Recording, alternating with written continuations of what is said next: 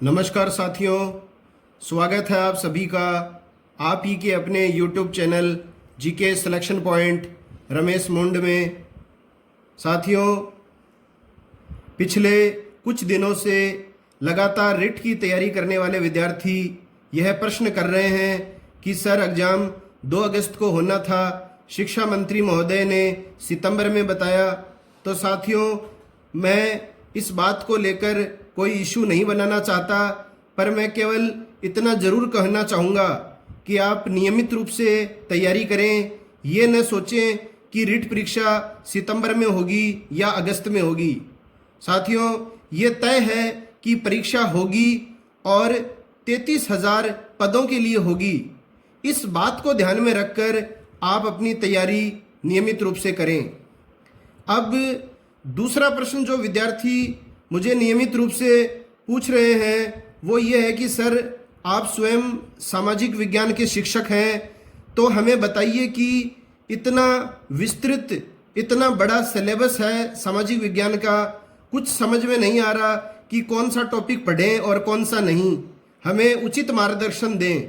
तो साथियों, यहाँ भी मैं संक्षिप्त रूप में यही कहना चाहूँगा कि सिलेबस पाठ्यक्रम तो आपको एक बार सरसरी नज़रों से पूरा पढ़ना ही पड़ेगा, और सिलेबस में जो अति महत्वपूर्ण टॉपिक्स हैं, बिंदु हैं, उनका आप गहराई से अध्ययन करें, उनके आप नोट्स बनाएं तथा नियमित रूप से इन टॉपिक्स को दोहराएं ताकि अति महत्वपूर्ण बिंदु और तथ्य आपको स्थायी रूप से याद रहें।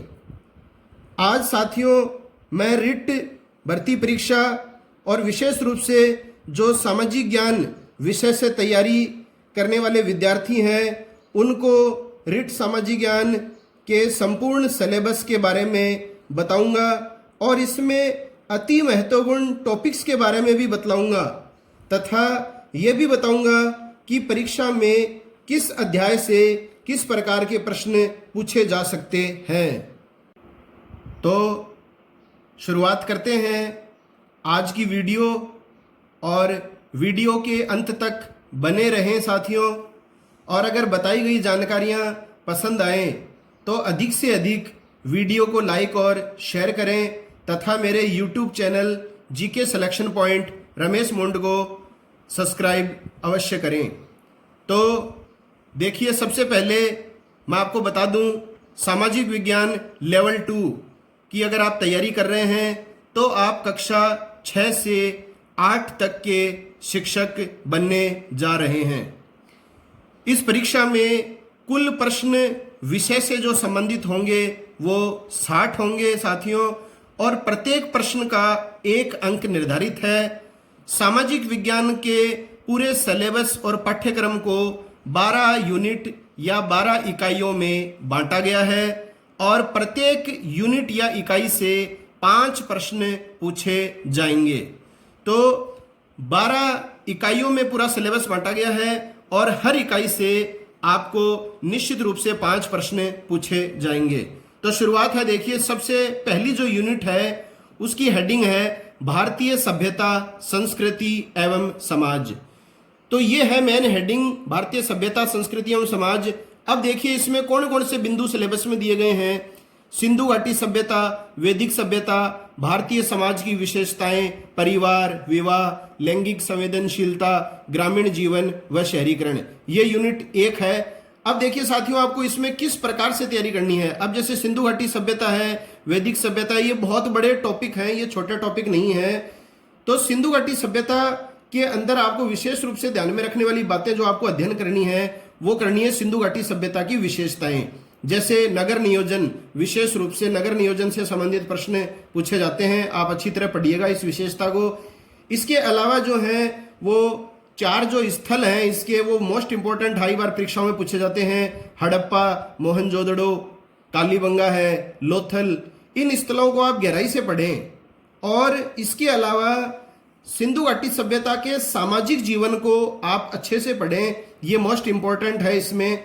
इसके अलावा प्रचलित जो लिपि है और जो मृद भांड मिले हैं उनके बारे में भी आप गहराई से अध्ययन करें।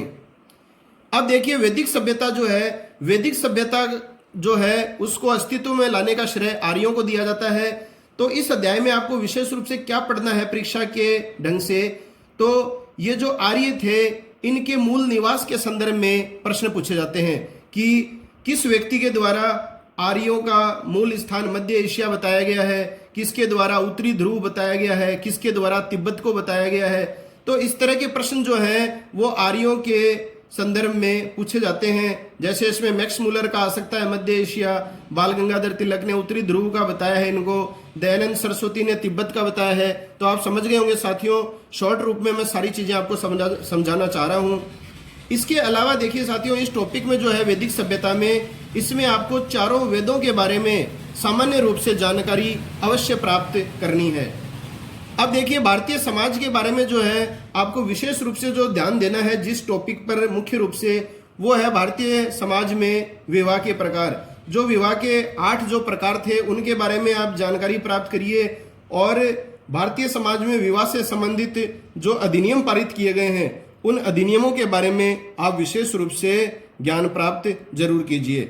तो इस अध्याय में सबसे महत्वपूर्ण जो बिंदु है वो सिंधु घाटी सभ्यता है, भारतीय वैदिक सभ्यता है, और इसके अलावा जो है इसमें भारतीय समाज की विशेषताओं में जो है विवाह पे आप विशेष रूप से फोकस कीजिएगा। वैसे सारे बिंदु महत्वपूर्ण हैं, ये अति महत्वपूर्ण है जो मैं आपको बता रहा हूं। दूसरा जो यूनिट है वो है मौर्य तथा गुप्त साम्राज्य एवं गुप्तोत्तर काल। तो इसमें मौर्य वंश भी आ रहा है, गुप्त वंश आ रहा है, और गुप्त वंश के पश्चात के गुप्तोत्तर काल में जो वंश उत्पत्ति में आए उनके बारे में पूछा जाएगा। तो देखिए इसके अंदर कौन कौन से टॉपिक्स हैं अपने, राजनीतिक इतिहास और प्रशासन, भारतीय संस्कृति के प्रति योगदान, गुप्त काल की सांस्कृतिक उपलब्धियां, भारत 600 से 1000 ईस्वी तक, और बाहरी विश्व से भारत का सांस्कृतिक संबंध। तो देखिए इसमें क्या पढ़ना है साथियों आपको, मेन आप हेडिंग पे चलिए मौर्य काल। तो मौर्य साम्राज्य में जो है आपको विशेष रूप से जो पढ़ना है वो चंद्रगुप्त मौर्य और अशोक के बारे में आपको जानकारी प्राप्त करनी है। इन दोनों शासकों के संबंध में व्यक्तिगत प्रश्न निश्चित रूप से पूछा जा सकता है। मौर्यकालीन केंद्रीय प्रशासन को आप पूरी तरह से पढ़ के जाएं। इस केंद्रीय प्रशासन में कौटिल्य ने अपनी पुस्तक अर्थशास्त्र में जो 18 तीर्थ बताए हैं उन 18 तीर्थों में से निश्चित प्रश्न आता है। जैसे आपको पूछ लेगा मौर्य प्रशासन में प्रदेष्टा कौन था, तो प्रदेष्टा जो है वो फौजदारी न्यायालय को कहा जाता था। सन्निधाता कौन था, तो ये कोषाध्यक्ष था। समाहर्ता कौन था, जैसे पूछ लिया जाए तो ये राजस्व संग्रह का प्रमुख था। इस तरह से प्रश्न जो है वो निश्चित रूप से पूछे जाएंगे आपसे। इसके अलावा साथियों देखिए आप अशोक के 14 जो शिलालेख हैं वो जरूर पढ़िए। कौन से 8 स्थानों से वो मिले हैं, किसने उनकी खोज की है, ये मोस्ट इंपॉर्टेंट चीजें हैं। अशोक के गुहा लेखों को भी आप निश्चित रूप से पढ़ के जाएं, इसमें से 100% प्रश्न बनेगा।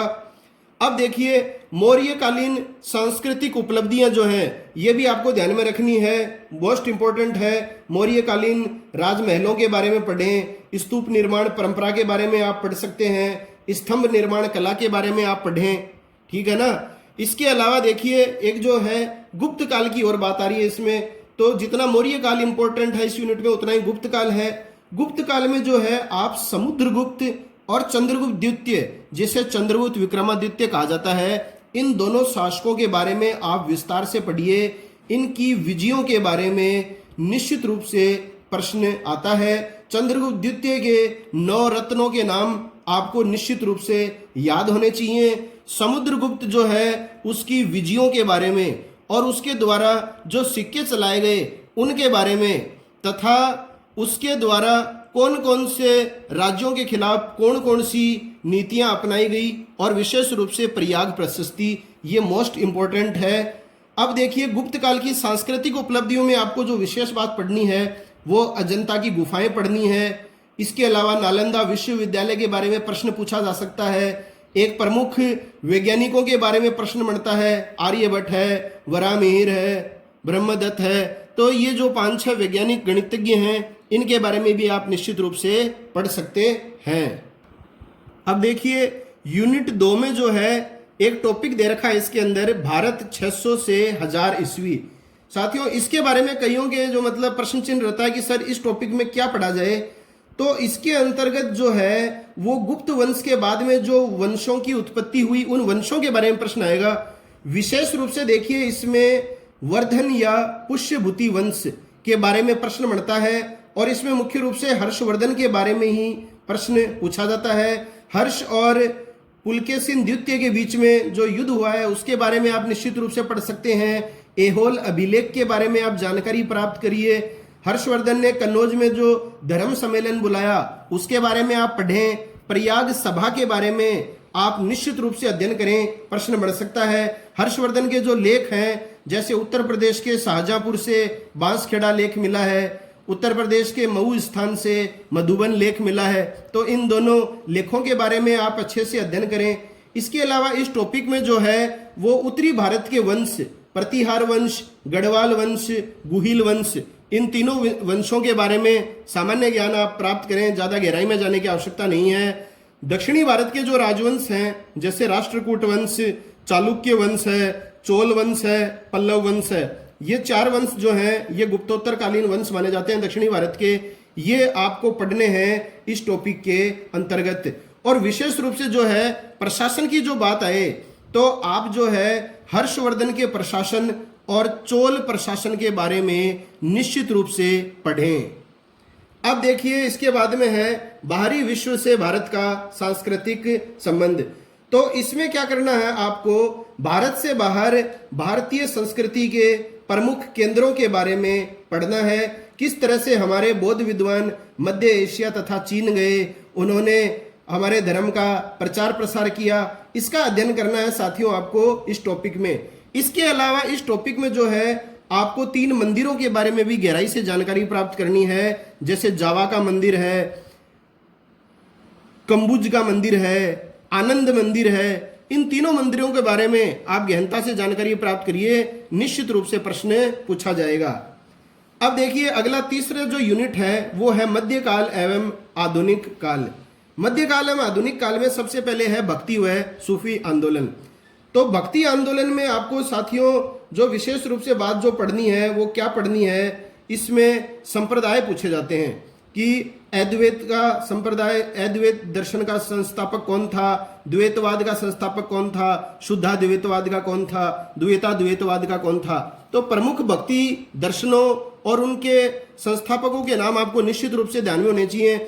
जैसे इनका सुमेलित करने वाला भी प्रश्न आ सकता है या डायरेक्ट आ जाए कि अद्वैतवाद का प्रवर्तक कौन था, तो अद्वैतवाद का शंकराचार्य था, द्वैतवाद का माधवाचार्य था, शुद्धाद्वैतवाद का वल्लभाचार्य था, द्वैताद्वैतवाद का निम्बारकाचार्य था। आप समझ गए होंगे, संक्षिप्त रूप में मैं आपको उदाहरण के रूप में ये जानकारियां दे रहा हूं। तो इस तरह के संप्रदायों में से प्रश्न आ सकते हैं।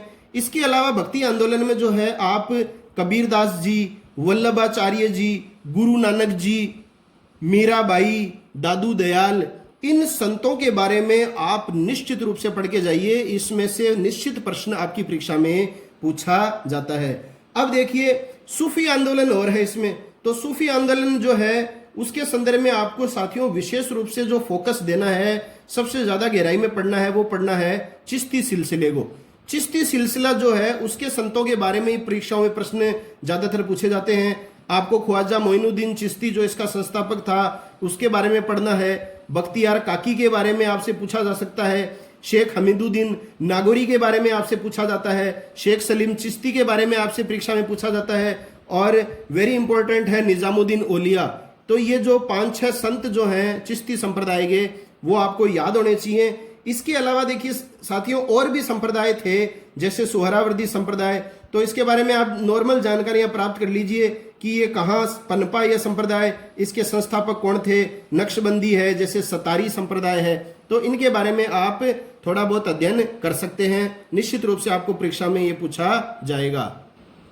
अब इसमें अगला जो है वो है मुगल राजपूत संबंध। अब देखिए साथियों मुगल राजपूत संबंध में आपको क्या बात पढ़नी है, विशेष रूप से आप अच्छी तरह इस बात को सुनिएगा और वीडियो को पूरा देखिए। और पूरा वीडियो अगर आप देख लेंगे तो आप निश्चित रूप से कॉन्फिडेंस प्राप्त कर लेंगे कि हाँ, सामाजिक विज्ञान शिक्षक बनना कठिन नहीं है। तो देखिए मुगल राजपूत संबंध में आपको क्या पढ़ना है, मुगल वंश के संस्थापक बाबर, हुमायूं और अकबर की विजयों के बारे में आप पढ़ें कि बाबर ने कौन से राजपूताना के शासक से कौन सा युद्ध लड़ा, वो जीता या हारा, उससे संबंधित। ऐसे ही हुमायूं के संदर्भ में आप पढ़ें, ऐसे ही अकबर ने कौन से राजपूताना के शासकों के साथ संघर्ष किया, क्या परिणाम निकला, आप समझ रहे होंगे। एकदम संक्षिप्त रूप में मैं जो कहना चाह रहा हूं, इसमें आप विशेष रूप से राजपूत शासकों से जो युद्ध लड़े गए मुगलों के, उनके बारे में आपको साथियों पढ़ना है, क्योंकि टॉपिक मुगल राजपूत संबंध है। अब इसके बारे में क्या है, आप महाराणा प्रताप के बारे में विस्तार से पढ़िए साथियों। हल्दी घाटी युद्ध के ऊपर आप पूरी तरह से गंभीरता से फोकस करें। मारवाड़ के स्वामी भक्त के लिए जो है वीर दुर्गादास राठौड़ के बारे में आप गहराई से पढ़ें। मुगल कालीन प्रशासन, अब देखिए मुगल कालीन प्रशासन में जो है वो आपको ज्यादा गंभीरता से जाने की आवश्यकता नहीं है, आपको केवल केंद्रीय प्रशासन के बारे में प्रश्न पूछा जाएगा। तो केंद्रीय प्रशासन पर आप पूरी तरह से फोकस कीजिए। एक आप प्रशासन के तहत मनसबदारी व्यवस्था को निश्चित रूप से पढ़ के जाइएगा, मनसबदारी व्यवस्था से प्रश्न पूछे जाते हैं। इसके अलावा देखिए अकबर के द्वारा जो कार्य किए गए उनके संदर्भ में आजकल परीक्षाओं में निश्चित रूप से प्रश्न आता है, हर परीक्षा में। जैसे दास प्रथा की समाप्ति उसने कब की, मजहर की घोषणा कब की गई, दीन इलाही धर्म कब चलाया और जजिया कर कब समाप्त किया।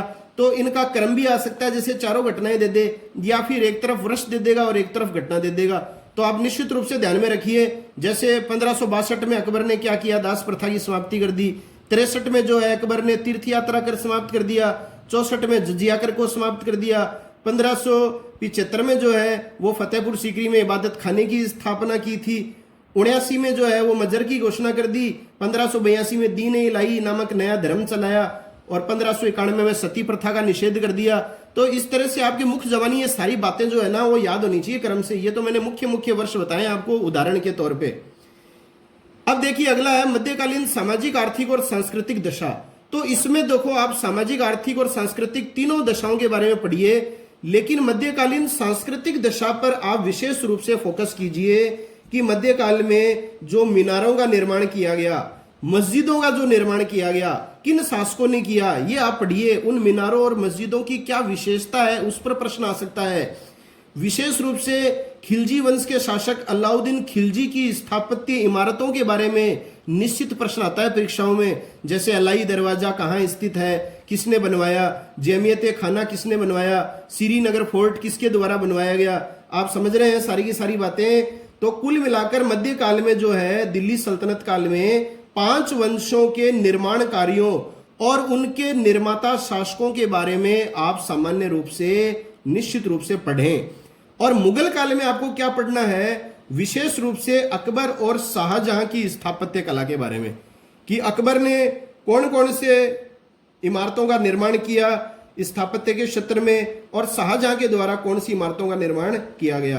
तो ये आपको विशेष रूप से इसमें पढ़ना है। इसके अलावा देखिए साथियों, मध्यकालीन सल्तनत और मुगलकालीन साहित्य के बारे में आपसे निश्चित प्रश्न पूछा जाएगा कि दिल्ली सल्तनत के साहित्यिक जो ग्रंथ हैं और मुगलकालीन जो साहित्यिक ग्रंथ हैं वो आपको निश्चित रूप से पढ़ने हैं, परीक्षा की दृष्टि से वेरी इंपॉर्टेंट हैं। अब देखिए इसके बाद में है भारतीय राज्यों के प्रति ब्रिटिश नीति। तो भारतीय राज्यों के प्रति ब्रिटिश नीति में आपको बंगाल से संबंधित जो है वो इतिहास पढ़ना है। इसमें विशेष रूप से आपको साथियों क्या पढ़ना है, भारतीय राज्यों के प्रति ब्रिटिश नीति में आपको प्लासी का युद्ध और बक्सर का युद्ध, इसके बारे में आपको विस्तार से ज्ञान प्राप्त करना है। और अंग्रेजी शासनकाल के प्रमुख गवर्नर और उनके द्वारा कौन सी नीतियां अपनाई गई, ये महत्वपूर्ण है इस अध्याय में। जैसे for example governor general Wellesley ने जो है वो सहायक संधि अपनाई थी, लॉर्ड डलहौजी ने जो है वो राज्य हड़पन नीति, वैभगत नीति अपनाई। इसी तरह से हेस्टिंग्स ने जो है वो अधीनस्थ पार्थक्य नीति अपनाई। तो इन संबंध में निश्चित रूप से परीक्षाओं में प्रश्न आते हैं। आप पूरी तरह से पढ़ाई के प्रति समर्पित न होकर ये भी चिंतन करिए कि कौन से टॉपिक में से किस तरह के प्रश्न परीक्षाओं में पूछे जाते हैं। ये बहुत जरूरी है साथियों, अगर आपको निश्चित सफलता प्राप्त करनी है। इसके अलावा देखिए इस अध्याय में जो है वो अंग्रेज मराठा जो युद्ध हुए हैं, 3 युद्ध, उनके बारे में प्रश्न निश्चित रूप से पूछा जा सकता है। अंग्रेज और मैसूर के बीच में जो युद्ध हुए हैं 4 युद्ध, उनके बारे में निश्चित रूप से प्रश्न पूछा जा सकता है। अगला है 1857 की क्रांति। तो 1857 की क्रांति के आप कारण ध्यान में रखिए सामान्य रूप से, और विद्रोह के प्रमुख केंद्र कौन थे और उनके नेतृत्वकर्ता कौन थे। ये परीक्षाओं में सबसे ज्यादा प्रश्न आता है, कौन सा केंद्र है और किससे कहां से किसने नेतृत्व किया। जैसे दिल्ली से बख्त खान ने किया था, इसी तरह से जो कुंवर सेन जो थे उन्होंने जगदीशपुर बिहार से किया था। तो आप समझ रहे हैं अच्छी तरह, इस तरह का प्रश्न पूछा जाता है। एक जो इसका तात्कालिक कारण है चर्बी वाले कारतूसों का प्रयोग किया जाना, उसके संदर्भ में आप पढ़िए, उससे संबंधित जो घटनाएं घटित हुई जिसकी वजह से क्रांति प्रारंभ हुई वो आप निश्चित रूप से पढ़ के जाइए। अब देखिए साथियों, आजकल जो 1857 की क्रांति के संदर्भ में सबसे ज्यादा जो प्रश्न आता है वो आता है इस क्रांति के स्वरूप या प्रकृति के बारे में। जैसे पूछ लेगा इस क्रांति को राष्ट्रीय विद्रोह किसने कहा, तो राष्ट्रीय विद्रोह जो कहा गया था बेंजामिन डिज़रायली और अशोक मेहता के द्वारा कहा गया था। इस क्रांति को भारत का प्रथम स्वतंत्रता संघर्ष किसने कहा, ये कई बार पूछा जाता है, तो दामोदर सावरकर ने कहा था। सभ्यता और बर्बरता के मध्य युद्ध किसने कहा, तो ये होम्स ने कहा था। तो इस तरह से आपको ये स्वरूप और प्रकृति निश्चित रूप से ध्यान में आप रखिए। अगला इसमें है भारतीय अर्थव्यवस्था पर ब्रिटिश प्रभाव। तो भारतीय अर्थव्यवस्था पर ब्रिटिश प्रभाव क्या पड़ा, इसमें आपको जो है विशेष रूप से जो है स्थायी बंदोबस्त प्रणाली, रैयतवाड़ी व्यवस्था, महलवारी व्यवस्था, ये तीनों कर व्यवस्था ध्यान में रखनी है। इसके अलावा मोस्ट इंपॉर्टेंट आपको ध्यान में देना है धन का निष्कासन, किस तरह से भारतीय धन का निष्कासन ब्रिटिश सरकार करती रही। और इसमें दादा भाई नौरोजी का जो है विशेष योगदान आपको निश्चित रूप से पढ़ना है। और इसमें भारतीय वस्त्र एवं लौह उद्योग पर ब्रिटिश प्रभाव क्या पड़ा, यह भी आपको निश्चित रूप से पढ़ना है। परीक्षाओं में प्रश्न इसके संदर्भ में भी पूछा जाता है। अगला इसमें है पुनर्जागरण एवं सामाजिक सुधार। पुनर्जागरण एवं सामाजिक सुधार में आपको क्या पढ़ना है, ब्रह्म समाज के बारे में पढ़ना है, राजा राम मोहन राय का योगदान क्या था, आर्य समाज के बारे में पढ़ना है, स्वामी दयानंद सरस्वती का क्या योगदान था, रामकृष्ण परमहंस पढ़ना है, स्वामी विवेकानंद का क्या योगदान था, अलीगढ़ आंदोलन है, थियोसॉफिकल सोसाइटी है।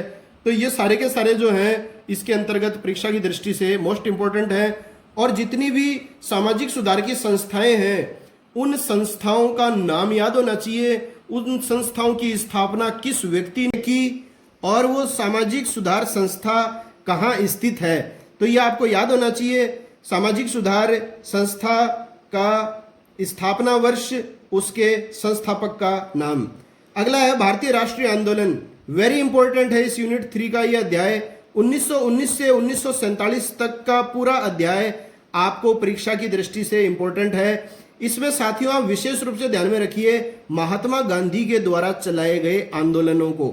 1920 के असहयोग आंदोलन को आप अच्छी तरह पढ़िए, 1930 के सविनय अवज्ञा आंदोलन को आप अच्छी तरह पढ़िए, और 1942 के भारत छोड़ो आंदोलन को आप अच्छी तरह पढ़ सकते हैं। इसके अलावा कांग्रेस के जो प्रमुख अधिवेशन जो इस दौरान हुए हैं वो भी आप निश्चित रूप से परीक्षा में पढ़ने जाइए। विशेष रूप से 1920 का कलकत्ता अधिवेशन विशेष अधिवेशन है, 1924 का बेलगांव महात्मा गांधी की अध्यक्षता का अधिवेशन, 1929 का लाहौर अधिवेशन आप निश्चित पढ़ के जाइए, 1931 का कराची अधिवेशन आप निश्चित रूप से पढ़ के चले जाइए, इंपॉर्टेंट है। और इस तरह से आगे जो है वो विशेष रूप से इस अवधि के दौरान जो प्रमुख जो घटनाएं घटित हुई हैं उन घटनाओं के बारे में भी आप सामान्य जानकारियां जरूर प्राप्त करें। तो साथियों सिलेबस के अपन 3 यूनिट पढ़ चुके हैं, 1, 2 और 3। ये तीनों यूनिट जो हैं वो हिस्ट्री इतिहास से संबंधित हैं, ये आप अच्छी तरह जानते हैं। अब देखिए चौथी जो यूनिट है और 5वीं यूनिट है ये है भारतीय संविधान और राजव्यवस्था से संबंधित यूनिट। तो चौथी यूनिट का नाम है भारतीय संविधान एवं लोकतंत्र। तो इसमें आपको साथियों क्या करना है, भारतीय संविधान का निर्माण किस प्रकार से प्रारंभ हुआ और इस निर्माण के दौरान कौन कौन से कार्य संपन्न किए गए, कौन सी समितियां स्थापित की गई, किस प्रकार ये संविधान किस दिन अंगीकृत हुआ, किस दिन लागू हुआ, ये किसी भी संदर्भ में प्रश्न बन सकता है। यहाँ पर कई विद्यार्थी सोचते हैं कि भारतीय संविधान और लोकतंत्र में सबसे पहला अपना बिंदु यही है उद्देशिका और प्रस्तावना। तो संविधान का निर्माण जो है वो किस तरह से 9 दिसंबर 1946 को प्रारंभ हुआ और 26 नवंबर 1949 को संविधान बन गया और 26 जनवरी 1950 को लागू हुआ, इस दौरान जो भी घटनाक्रम हुई उनमें से किसी से भी संबंधित प्रश्न पूछा जा सकता है। अब देखिए इसमें विशेष जो है सब बिंदु जो है इसके उद्देशिकार प्रस्तावना, इसमें साथियों निश्चित रूप से प्रश्न बनेगा, क्योंकि आपको पता है हाल ही में राज्य सरकार ने जो है वो विद्यालयों में उद्देशिका प्रस्तावना वाचन जो है वो अनिवार्य कर दिया है, और वैसे भी इसमें से निश्चित प्रश्न परीक्षाओं में आते हैं। तो आप उद्देशिका पूरी की पूरी याद करने का प्रयास करें, और इसमें कौन से शब्द किस स्थान पर बोले गए हैं, जैसे प्रश्न आ जाए भारतीय संविधान की उद्देशिका में भारत शब्द कितनी बार उल्लेखित है, तो आप समझ जाइए सबसे पहले आपको पंथ निरपेक्ष मिलता है, लोकतांत्रिक गणराज्य मिलता है, या क्या मिलता है। सबसे पहले सामाजिक न्याय की बात की गई है, राजनीतिक की गई है, या आर्थिक की गई है। आप समझदार हैं, समझ जाइए हर शब्द कहाँ स्थित है वो आपको याद होना चाहिए। इसके बाद में देखिए मौलिक अधिकारों के बारे में आपको पूरा पता होना चाहिए। अनुच्छेद 12 से लेके अनुच्छेद 35 तक सभी जो अधिकार हैं वो आपको सारे के सारे याद होने चाहिए, 6 के 6। कौन से अनुच्छेद में कौन सी बात कही गई है, जैसे फॉर एग्जांपल पूछ ले कानून के समक्ष समानता कौन से अनुच्छेद में है, तो आजकल परीक्षाओं में अनुच्छेद आपको पता है निश्चित पूछे जाते हैं। अनुच्छेद याद करना सभी प्रतियोगी परीक्षकों की समस्या भी रहती है कि इतने अनुच्छेद कहाँ से याद करें। तो साथियों मौलिक अधिकार के सारे अनुच्छेद आपको याद होने चाहिए। कानून के समक्ष समानता, अब समानता है तो समानता 14 से 18 है, तो आपको आइडिया लग जाएगा ये 14 का है। अस्पृश्यता का अंत किसके तहत किया गया है, तो अनुच्छेद 17 के तहत किया गया है। उपाधियों का अंत अनुच्छेद 18 के तहत है। तो अनुच्छेद 24 जो है कि 6 से 14 वर्ष तक के बच्चों को जोखिम भरे कार्यों में नहीं लगाया जाए। तो ये इंपॉर्टेंट क्वेश्चंस हैं जो परीक्षाओं में निश्चित रूप से पूछे जाते हैं। इसके अलावा देखिए मूल कर्तव्य जो है वो आपको सारे के सारे 11 के 11 याद होने चाहिए। इसमें यही प्रश्न आता है कि मूल कर्तव्य संविधान लागू होने के समय कितने थे, बाद में कब ये संविधान में जोड़े गए, किस संशोधन के तहत जोड़े गए, 11वां कौन सा है, किससे संबंधित है, किसको दिया गया है। तो आप समझ रहे हैं सारी बात, कौन से भाग में है ये मौलिक अधिकार और कौन से भाग में मूल कर्तव्य हैं। अगला धर्मनिरपेक्षता एवं सामाजिक न्याय, ये आप कंसेप्ट है। धर्मनिरपेक्षता मतलब भारत में जो है वो किसी भी धर्म को सर्वोच्चता नहीं देता, सभी धर्म समान हैं, सामाजिक न्याय में विश्वास रखता है। तो ये कंसेप्ट्स हैं, इसके बारे में आपको जनरल थोड़ी सी जानकारी होनी चाहिए। 5वीं यूनिट है सरकार गठन एवं कार्य। तो इसमें जो है वो दे रखा है संसद, तो इसमें भारतीय संसद आ गई। तो संसद का जो है उसमें सारा का सारा कार्यक्रम आ गया। इसमें आपको राष्ट्रपति भी पढ़ना पड़ेगा, प्रधानमंत्री भी और मंत्री परिषद भी। और संसद के अंतर्गत जो है राष्ट्रपति, राज्यसभा, लोकसभा, ये 3 इसके अंग होते हैं। तीनों के संदर्भ में प्रश्न आ सकता है। अब आप कहोगे कि लोकसभा और राज्यसभा तो इसमें उल्लेखित है ही नहीं, लेकिन संसद के अंग हैं ये दोनों सदन, तो निश्चित रूप से प्रश्न इसमें से पूछा जाएगा। अगला है उच्चतम न्यायालय। तो सुप्रीम कोर्ट के संदर्भ में निश्चित प्रश्न आ सकता है, और इसके न्यायाधीशों की जो सूची है वो भी आपको याद होनी चाहिए, ताकि आपको ये पता चले कि कौन सा व्यक्ति सर्वोच्च न्यायालय का न्यायाधीश रह चुका है या नहीं। आजकल क्या होता है, 4 नाम दे देता है राष्ट्रपतियों के, फिर दे देता है 1 2 3 4 3 2 1 4 3 4 1 2, तो क्रम से जचाओ। तो राष्ट्रपति, प्रधानमंत्री, इनके आपको नाम याद होने चाहिए सारे क्रम से। अब देखिए राज्य सरकार के तहत जो है वो पंचायती राज और नगरीय स्वशासन के बारे में बात की गई है। तो 73वां संविधान संशोधन और 74वां संविधान संशोधन जो है वो यहाँ पर विशेष रूप से महत्व रखता है। अगला है छठी यूनिट जो है, और छठी, 7वीं और 8वीं, ये देखो तीनों जो यूनिट हैं पृथ्वी के प्रमुख घटक जो हैं। छठी यूनिट है, 7वीं है संसाधन एवं विकास, 8वीं है भारत का भूगोल एवं संसाधन। ये जो यूनिट्स हैं वो भूगोल से संबंधित हैं। तो देखिए अपन देखते हैं, छठी यूनिट है पृथ्वी के प्रमुख घटक, तो इसके बारे में देखिए अपन बात करेंगे। तो स्थल मंडल है साथियों। अब आप कहते हो कि स्थल मंडल है तो सर इसमें क्या पढ़ा जाए। स्थल मंडल में आपको 7 महाद्वीपों के बारे में साथियों जानकारी प्राप्त करनी है, और विशेष अगर आप गहराई से पढ़ना चाहें तो एशिया महाद्वीप, यूरोप महाद्वीप और अफ्रीका महाद्वीप, इनको आप विशेष रूप से तैयार कीजिए। इनमें से ही प्रश्न आते हैं 90%। जल मंडल में आप क्या पढ़ेंगे, जो 4 महासागर हैं उनके बारे में आप ज्ञान प्राप्त करिए, उनसे क्या प्रश्न बनता है वो आप नोट्स बनाइए। प्रशांत महासागर और अटलांटिक महासागर पर आप विशेष गहराई से अध्ययन कीजिए, इनमें से प्रश्न बनता है।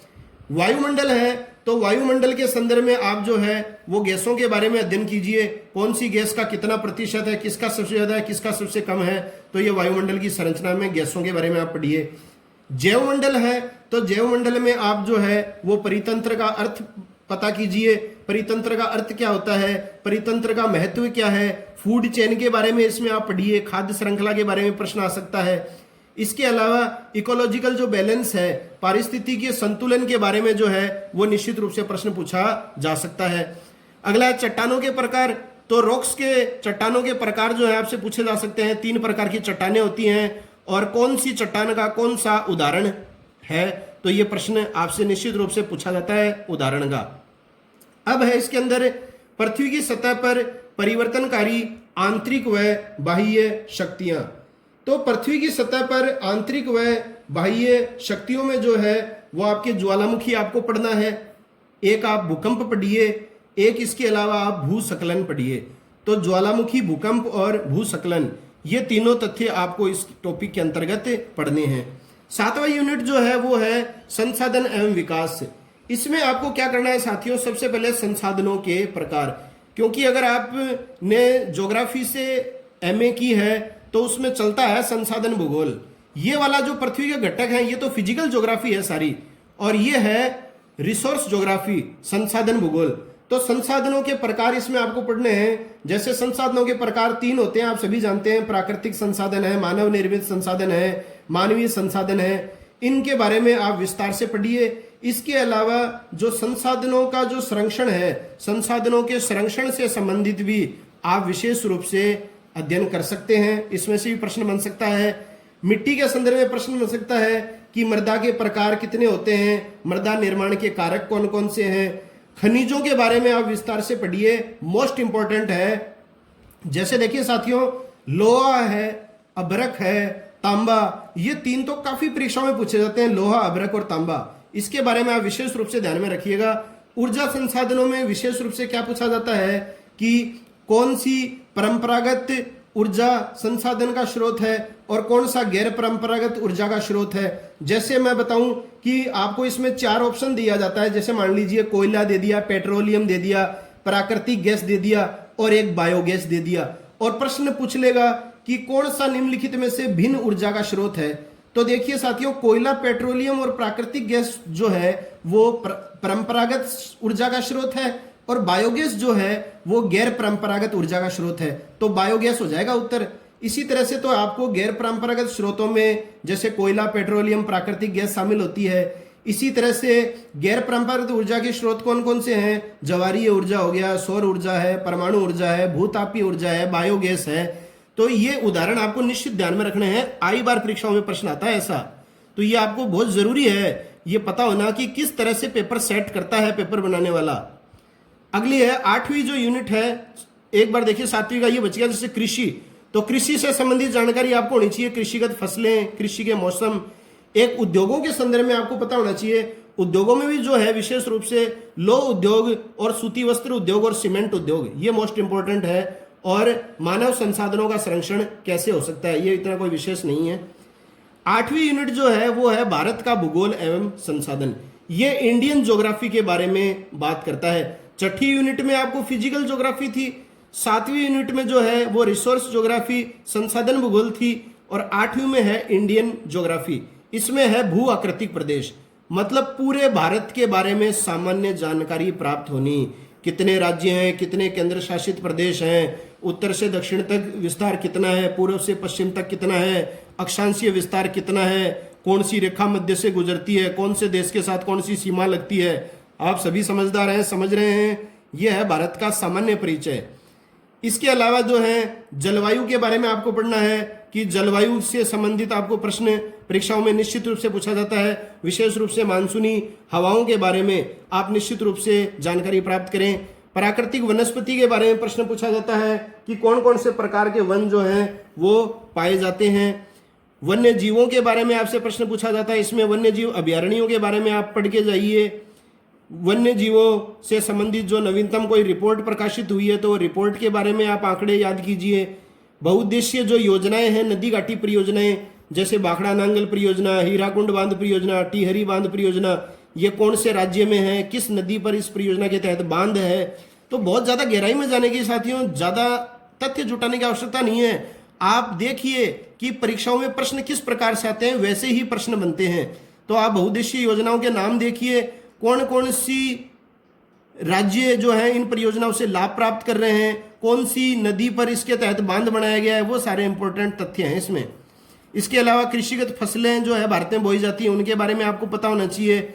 उन फसलों का जो है वानस्पतिक नाम क्या है, कौन कौन सी जो है उसकी जो किस्में बोई जाती हैं। इसी तरह से उद्योग जो है वो सूती वस्त्र उद्योग है, लौह और इस्पात उद्योग है, पेट्रोलियम उद्योग है, कोयला उद्योग है। ये मोस्ट इंपोर्टेंट है, एक बार परीक्षाओं में प्रश्न आता है। जैसे लोहे के और इस्पात के बारे में तो आपसे प्रश्न पूछा जाता है कि राउरकेला जो लौह संयंत्र है वो कहाँ पर स्थित है, किस देश की सहायता से स्थापित किया गया है। दुर्गापुर जो है वो लौह इस्पात संयंत्र कहाँ है, किसकी सहायता से स्थापित किया गया है। बोकारो कहाँ है। तो आपको मैं ये एक अंदेशा दे रहा हूँ, शॉर्ट में आप समझ जाइए। इसके अलावा परिवहन ट्रांसपोर्ट के संदर्भ में प्रश्न पूछा जाता है। नेशनल हाईवे के संदर्भ में यहाँ पर प्रश्न बनेगा, कौन सा स्थान किस स्थान को जोड़ने वाला जो हाईवे है वो कौन सा है। इसके अलावा देखिए जनसंख्या, ये मोस्ट इंपोर्टेंट है। जनसंख्या जनगणना 2011, ये आपको पूरी याद होनी चाहिए, चाहे वो भारत की हो चाहे राजस्थान की हो। वेरी इंपॉर्टेंट है, आगे यूनिट में राजस्थान की भी आएगी। इसके अलावा देखिए विकास के आर्थिक व सामाजिक कार्यक्रम, जो भी भारत सरकार के द्वारा हाल ही में आर्थिक और सामाजिक कार्यक्रम जो चलाए जा रहे हैं वो आपको करंट के माध्यम से याद होने चाहिए। करंट की ही योजना पूछी जाएगी इसमें। और इसके अलावा जो कंज्यूमर अवेयरनेस का जो है कंसेप्ट है, उपभोक्ता जागृति, उसके बारे में आप सामान्य रूप से पढ़ के जाइए, आपके सामान्य जानकारी से प्रश्न सही हो जाएगा। अब अगली है 9वीं यूनिट, राजस्थान का भूगोल एवं संसाधन। पिछली यूनिट जो थी वो भारत का भूगोल एवं संसाधन थी। अब वो टॉपिक जो है वो भारत के संदर्भ में थे यूनिट 8 में, और ये राजस्थान के संदर्भ में है। तो इसमें देखिए साथियों कहीं भी ये नहीं दे रखा है कि राजस्थान का सामान्य परिचय, लेकिन आप निश्चित रूप से मान के चलिए राजस्थान का सामान्य परिचय मतलब राजस्थान की अक्षांशीय स्थिति, राजस्थान का क्षेत्रफल, पूर्व से पश्चिम, उत्तर से दक्षिण तक विस्तार, किन किन राज्यों के साथ राजस्थान सीमा बनाता है, कौन सा जिला सबसे ज्यादा जिलों के साथ सीमा बनाता है, संभागीय व्यवस्था, सब आपसे किसी के संदर्भ में भी प्रश्न आ सकता है, क्योंकि हेडिंग है राजस्थान का भूगोल। मतलब ये सामान्य परिचय आपको विशेष दिया नहीं गया अलग से। इसके अलावा राजस्थान के भौतिक जो प्रदेश हैं, 4 भौतिक प्रदेश हैं, उनके बारे में भी प्रश्न आ सकता है। जैसे मोस्टली जो है अरावली पर्वत श्रृंखला और थार के मरुस्थल के बारे में प्रश्न पूछा जाता है। ठीक है, जल संरक्षण व संग्रहण के संदर्भ में आप बेसिक जानकारी प्राप्त कीजिए कि किस तरह से जल का संरक्षण किया जा सकता है, कंजर्वेशन ऑफ वाटर का। और इसी तरह से कृषिगत फसलें हैं राजस्थान में, कौन कौन सी फसलों के मौसम को क्या बोला जाता है, कौन कौन सी फसलें बोई जाती हैं, कौन सी फसलें जो हैं वो खरीफ की फसलें हैं, कौन सी रबी की फसलें हैं, कौन सी जायद की फसलें हैं। तो ये आपको कैटेगरीज अलग अलग याद होने चाहिए। इसके अलावा जो खनिज है वो राजस्थान की खनिज संपदा आपको पढ़ना है, और ऊर्जा संसाधनों के बारे में पढ़ना है, वही परंपरागत ऊर्जा के स्रोत, गैर परंपरागत ऊर्जा के स्रोत। इसी तरह से राजस्थान के परिवहन के बारे में, और है उद्योग व जनसंख्या, उद्योग के बारे में। और ये आगे देखो साथियों राजस्थान की जनसंख्या, तो राजस्थान की जनसंख्या जनगणना और भारत की जनसंख्या जनगणना, ये दोनों जो संदर्भ में है 2 प्रश्न आपके फिक्स हैं, ये मान के चलिए आप। 10वीं यूनिट है राजस्थान का इतिहास व संस्कृति। तो ये एक आगे, ये भी मतलब ये हिस्ट्री का टॉपिक है, विशेष रूप से इसमें पूरी तरह से फोकस दे रखा है राजस्थान पर। तो इसमें आएगा प्राचीन सभ्यताएं, जो राजस्थान की प्राचीन सभ्यताएं और जो जनपद हैं, ठीक है ना, जैसे शिवी जनपद है और जो विराट नगर है, इस तरह से। और राजस्थान की प्राचीनतम जो सभ्यताएं हैं, कालीबंगा सभ्यता है, बागोर सभ्यता है, आहड़ सभ्यता है, वो सारे के सारे जो है इसके अंतर्गत प्रश्न पूछे जाएंगे। राजस्थान में स्वतंत्रता आंदोलन, तो जिस तरह से भारत में स्वतंत्रता आंदोलन चला है तो राजस्थान में भी चला है इस तरह से। तो राजस्थान में स्वतंत्रता आंदोलन से संबंधित भी प्रश्न पूछे जाते हैं। मोस्ट इंपोर्टेंट है इस यूनिट का जो प्रश्न है राजस्थान का एकीकरण। तो राजस्थान के एकीकरण में से प्रश्न निश्चित रूप से आपको परीक्षा में पूछा जाएगा। अगला है राजस्थान की विरासत एवं संस्कृति। विरासत एवं संस्कृति में देखिए साथियों 6 टॉपिक हैं।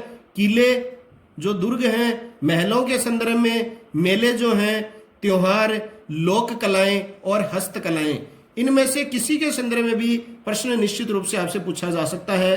राजस्थानी साहित्य, तो साहित्य ग्रंथों के बारे में आपको विशेष रूप से ध्यान में रखना है और विशेष राजस्थान के पर्यटन स्थलों के बारे में आपको जानकारी होनी चाहिए।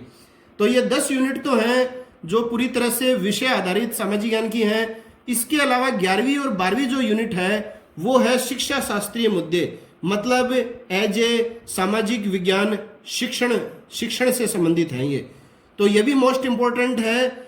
और सामाजिक विज्ञान, सामाजिक अध्ययन की संकल्पना व प्रकृति के संदर्भ में आपसे प्रश्न पूछा जाएगा, निश्चित रूप से आप ध्यान में रखिएगा।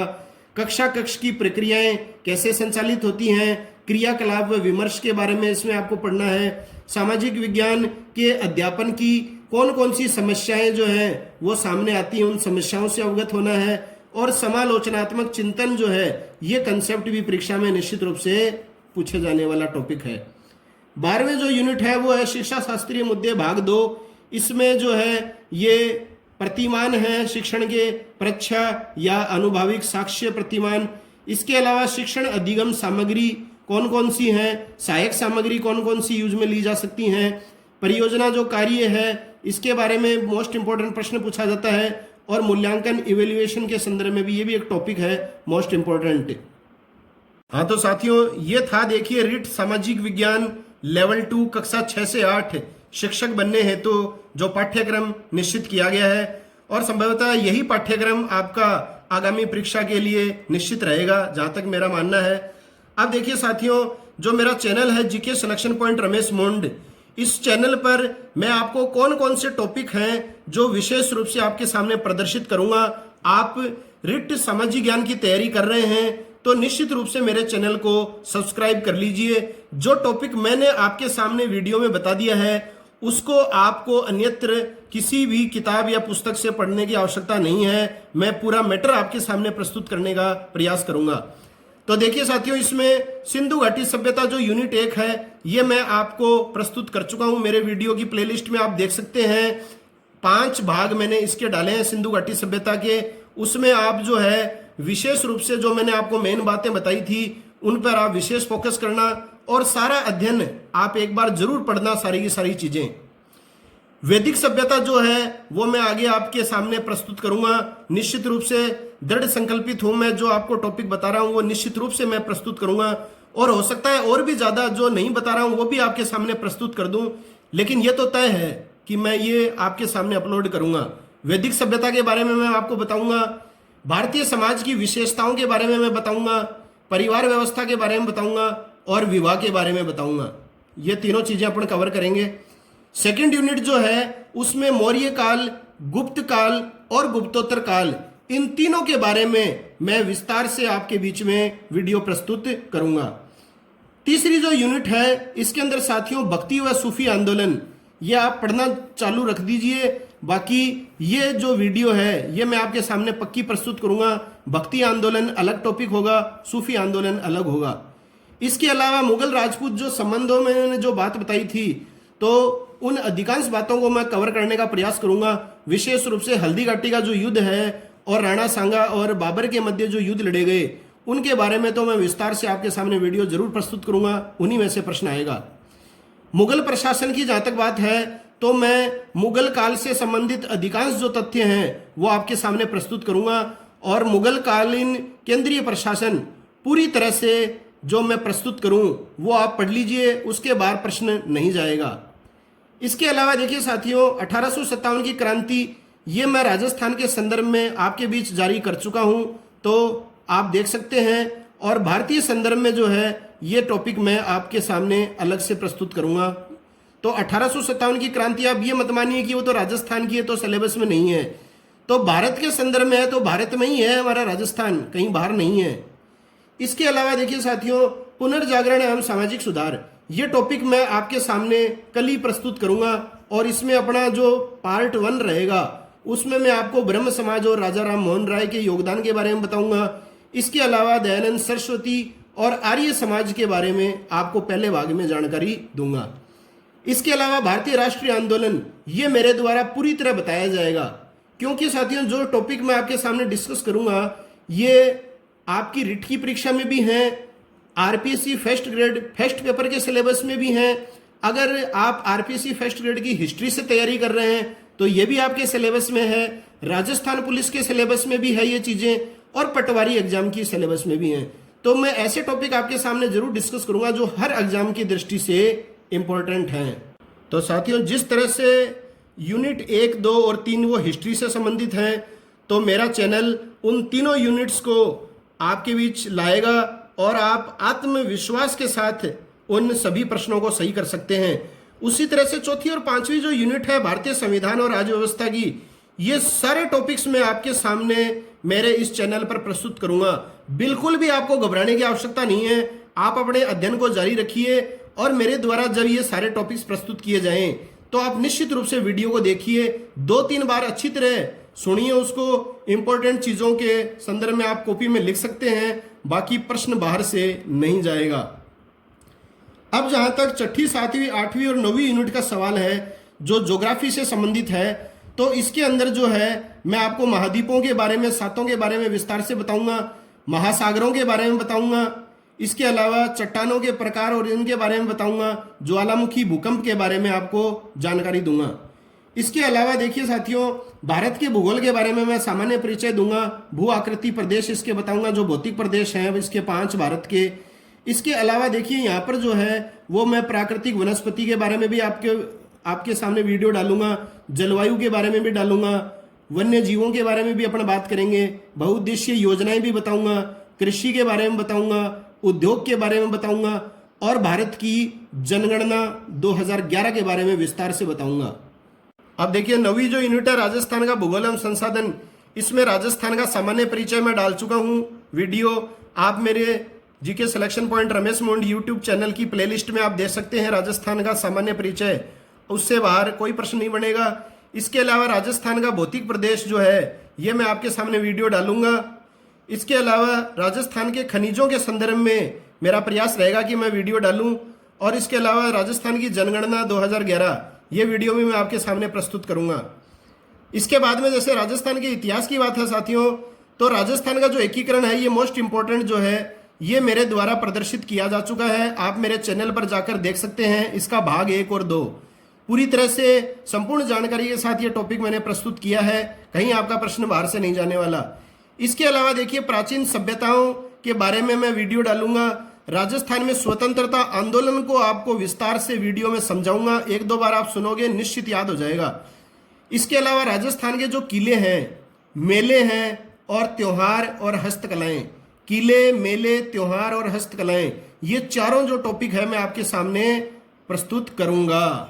राजस्थानी साहित्य, अब देखिए साथियों वैसे पर्टिकुलर राजस्थानी साहित्य टॉपिक मैंने अभी तक डाला नहीं है, आगे मैं आपके सामने जरूर प्रस्तुत करूंगा, निश्चित रूप से वादा है ये मेरा। लेकिन राजस्थान के ऐतिहासिक स्रोत ये मैंने आपको 2 भागों में प्रदर्शित किया है, उसमें आप राजस्थानी साहित्य जो ऐतिहासिक स्रोत भाग 2 हैं उसमें आप साहित्यिक देख सकते हैं, बहुत सारे ग्रंथ मैंने आपको उस टॉपिक में बताए हैं। और जहां तक 11वें और 12वें टॉपिक की बात है साथियों, तो मेरा प्रयास यही रहेगा 100% कि मैं मेरे रिट के विद्यार्थियों के लिए ये दोनों भाग पूरी तरह से वीडियो के माध्यम से प्रस्तुत कर सकूं, चाहे मेरे को 5 वीडियो बनानी पड़े, चाहे 6 बनानी पड़े। ये 11वीं और 12वीं यूनिट कंप्लीट आपके बीच में लाने के लिए मैं प्रयास करूंगा। ये मेरा वादा तो नहीं कह सकता मैं इस चीज को, लेकिन ये मान लीजिए जब मैंने कह दिया है कि मैं आपके बीच प्रस्तुत करूंगा तो आप निश्चित मान लीजिए कि ये दोनों यूनिट भी मैं आपके बीच में एकदम सरल भाषा में प्रस्तुत करूंगा, एक भी प्रश्न आपका गलत नहीं हो, यही हमारे चैनल का प्रमुख लक्ष्य है। तो आज इस वीडियो के माध्यम से मैंने आपको संपूर्ण पाठ्यक्रम एकदम खुले तौर पर बता दिया है, क्या चीजें इंपॉर्टेंट हैं, किस तरह से पढ़ना है आपको, क्या आपकी व्यू रचना होनी चाहिए। अगर ये वीडियो अच्छा लगा है तो अपने साथियों से निश्चित रूप से बताइए, और किसी भी विषय के सामान्य ज्ञान से संबंधित संपूर्ण अध्ययन के लिए आप मेरे चैनल से जुड़ सकते हैं। अगले वीडियो में मिलते हैं, तब तक के लिए जय हिंद, जय भारत, वंदे मातरम।